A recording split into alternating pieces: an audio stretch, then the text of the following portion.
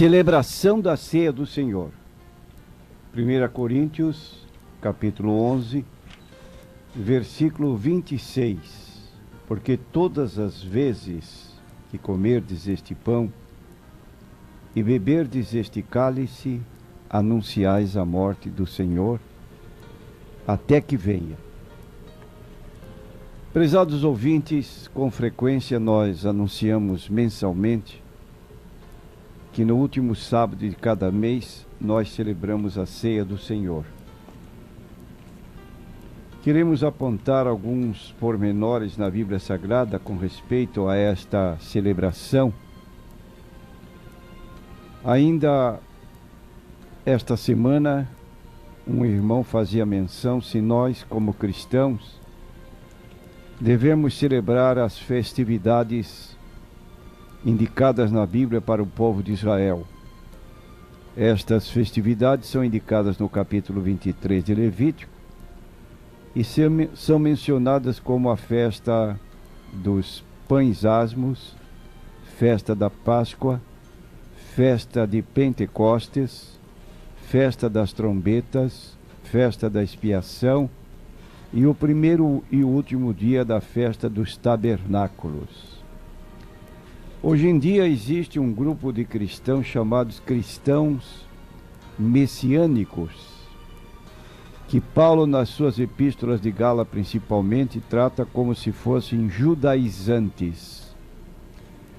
E ele se mostrou tão severo contra certas celebrações judaicas que são trazidas para o cristianismo, que ele chegou a dizer: ainda que um anjo do céu descesse e vos anunciasse outro evangelho além do que já recebestes, seja anátema. De modo que um cristão não celebra festividades alusivas ao povo de Israel. As festividades eram sombras, a realidade é Cristo, como diz Colossenses 2, 16 e 17. E ele anota: ninguém vos julgue pelo comer, pelo beber, por causa dos dias de festa. Era exatamente as festas judaicas, que estão repetindo no capítulo 23 do livro de Levítico. Lua nova, mensal e sábados semanais. E ele justifica por quê? Porque são sombras que apontavam para uma realidade na qual já estamos vivendo. Então o cristão hoje tem recomendação para celebrar a ceia do Senhor. E Paulo declara em 1 Coríntios 5:7 que Cristo, nossa Páscoa, foi sacrificado por nós.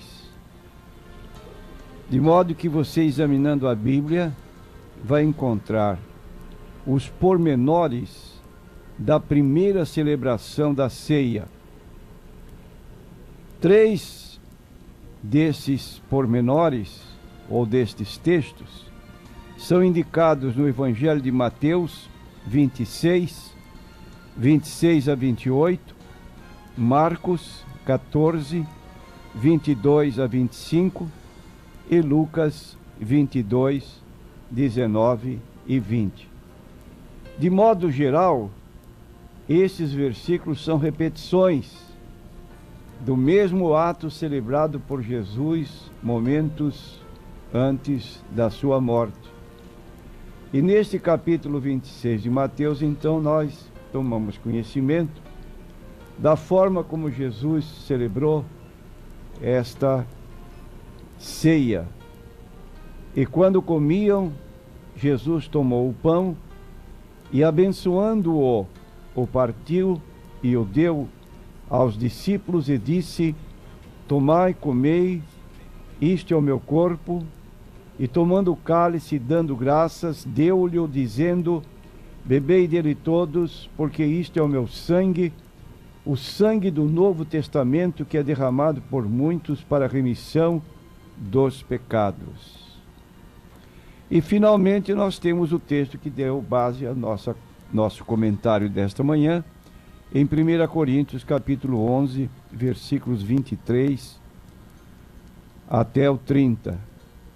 Então podemos aprender como Jesus e os apóstolos celebraram a ceia, comparando estes relatos. E nós levantamos a primeira observação com respeito às leituras feitas sobre o propósito que celebramos hoje a ceia do Senhor. Jesus, em Lucas 22:19, declarou: "Fazei isto em memória de mim." No versículo 26 de 1 Coríntios 11, se repete: "Porque todas as vezes que comerdes este pão e beberdes este cálice, anunciais a morte do Senhor até que venha." Então a ceia do Senhor não é um memorial do nascimento, da vida ou da ressurreição de Cristo. É um momento especial no qual os cristãos refletem sobre o nosso Salvador, o sofredor, para serem lembrados do alto preço que ele pagou por nossos pecados. E quero dizer, como tenho feito repetidamente, que este é o tema central do Evangelho. O apóstolo Paulo, definindo a mensagem do Evangelho, no capítulo 15 de 1 Coríntios, ele aponta com muita segurança o que constitui a mensagem do verdadeiro Evangelho. "Também vos notifico, irmãos, o Evangelho que já vos tenho anunciado, o qual também recebestes, e no qual também permaneceis, pelo qual também sois salvos, se o retiverdes, tal como vos tenho anunciado, se não é que crestes em vão. Porque primeiramente vos entreguei o que também recebi, que Cristo morreu por nossos pecados, segundo as Escrituras, e que foi sepultado e que ressuscitou ao terceiro dia, segundo as Escrituras." Estes dois versículos, 3 e 4, mostram no que constitui a mensagem do Evangelho. Prezado ouvinte, se você pretende aproximar-se de Deus baseado em suas boas obras, você está perdendo tempo. Diz o livro de Isaías 64:6, "Todos nós somos como um imundo, nossas justiças como trapos de imundícia, todos nós caímos como a folha." E a Bíblia diz em Romanos 3:23, "Todos pecaram e estão destituídos da glória de Deus." Então, quando dizemos Cristo morreu, mostramos o fato histórico, inegável, comprovado por toda a história. E quando damos o motivo, então estamos dizendo que a morte de Cristo tem o caráter de expiação. Cristo morreu, mas morreu por causa dos nossos pecados, e aponta o escritor, segundo as Escrituras. Que Escrituras poderíamos citar que profeticamente foi falada da morte expiatória, redentora de nosso Senhor Jesus Cristo? Capítulo 53 do livro de Isaías: "Verdadeiramente ele tomou sobre si as nossas enfermidades e as nossas dores levou sobre si, e nós o reputávamos por aflito, ferido de Deus e oprimido, mas ele foi ferido por causa das nossas transgressões, moído por causa das nossas iniquidades. O castigo que nos traz a paz estava sobre ele, e pelas suas pisaduras fomos sarados. Todos nós andávamos desgarrados como ovelhas, cada um se desviava pelo seu caminho, mas o Senhor fez cair sobre ele a iniquidade de nós todos. Ele foi oprimido e afligido, mas não abriu a sua boca. Como um cordeiro foi levado ao matadouro, e como a ovelha muda perante os seus tosquiadores, Ele não abriu a sua boca.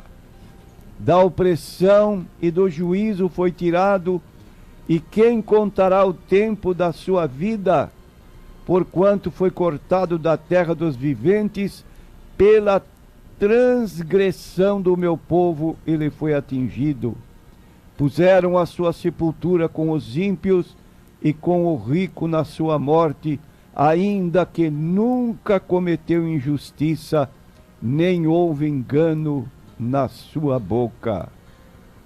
Aqui está Isaías falando com pormenores da vida do Senhor Jesus Cristo, 700 anos antes do nascimento de Jesus. Há particularidades como ele contado com os ímpios. Estava lá na cruz, no meio de 2 salteadores, e logo após foi tirado o seu corpo e levado para uma sepultura de José de Arimateia, que era um homem importante, rico, e ali ele foi sepultado. Nunca cometeu injustiça, nem houve engano na sua boca. O apóstolo Pedro reitera essa mensagem e diz em 1 Pedro 2:24 que Cristo carregou em seu corpo os nossos pecados sobre o madeiro. Estava ali então Jesus, Cordeiro de Deus que tira o pecado do mundo, e nós então, para não nos esquecermos de que nossa redenção custou o preço de sangue, não foi ouro nem prata, mas o preço do sangue precioso de Jesus Cristo. E nessa ocasião, nossa lembrança parte para esses pormenores da Bíblia Sagrada, mostrando assim que a ceia do Senhor é a nossa oportunidade para lembrar o sacrifício de Jesus na cruz por nós.